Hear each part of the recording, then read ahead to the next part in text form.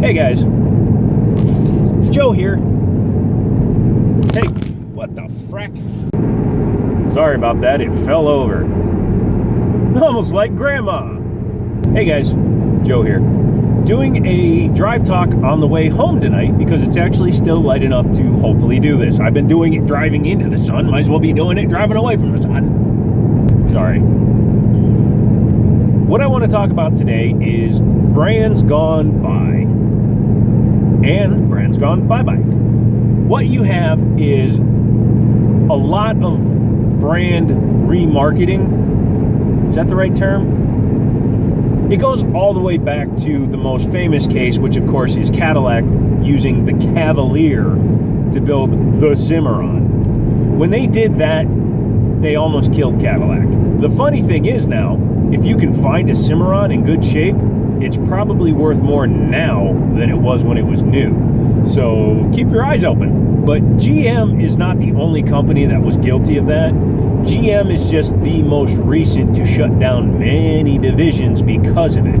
Even Chrysler is guilty of it because they had to kill off Plymouth. Because Plymouth was nothing but a rehash of Dodges, and Dodges and Chryslers were already the same anyways. Keep this in mind. At one point, you could buy a Plymouth Breeze or a Dodge Stratus or a Chrysler Cirrus that were all identical vehicles aside from what their standard options were. Although they really pushed the fact that Plymouth was the cheap brand because you could only get a 4-cylinder in the Breeze and you could only get a 3-speed automatic if you got the 4-cylinder in the Plymouth Voyager. So yeah, they tried to differentiate it, but they basically turned it into the Yugo of the Chrysler Corporation, and that's why it failed. GM had to shutter Pontiac, Hummer, and Saturn in the wake of the government bailout of their company. To be honest and fair, Saturn never made a profit for the company. Believe it or not. You can Google it, you can look at GM's record. In the entire life of the Saturn brand, it never made money because up until the Ion came out, all Saturns were their own cars on their own platforms using their own motors. They didn't share anything until the Ion came out. And then when the View came out, that even shared a motor with Honda, for Christ's sake. So yeah, they destroyed the singular difference that set Saturn apart, but they were trying to save the brand because it was a losing proposition. It's quite frankly the same reason why Scion is recently going as well. Pontiac went away because all they were, outside of the Solstice and the G8, were just rip-off clones of Chevy cars. Cobalt, Malibu, G6, G5. The G8 was a great car, and that's why they actually brought it back for the last 3 years as the SS. But again, that's going away because Chevrolet is closing down Holden. Now, they had a reason to close down Holden. Holden had to go away because GM, in order to maximize profits and make sure they make one consistent style of product, is to stop building 50 billion different companies' cars and then marketing them all in different countries under different names. For example, did you know that in Japan, the Cavalier was sold as a Toyota? Yeah, that was the trade-off. Chevrolet got the Toyota Corolla in America and sold it as a Geo, and Toyota got the Cavalier in Japan and sold it as a Toyota. That is a true fact. You can look that up. It is hilarious. Let's see, what other companies have gone away? Mercury, they didn't build a single vehicle that wasn't a ripoff of another vehicle. Plus, they were trying to revitalize Lincoln. They've kind of had success with that, but they'll never recapture the success they had with the Navigator. Very soon, the SS is going away. Very soon, the Viper is going away. Now, the Viper has to go away.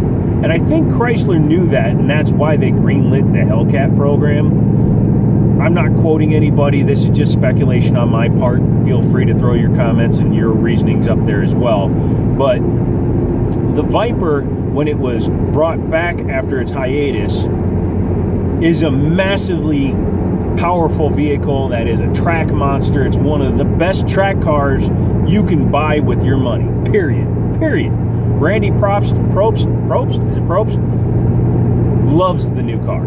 However, that car cannot meet crash ratings for the next generation. Doesn't have side curtain airbags, doesn't have the right crush zones, can't be financially or fiscally responsibly modified. And the fact is, the Hellcat program is spread out over multiple vehicles, which allows them to run it a lot cheaper.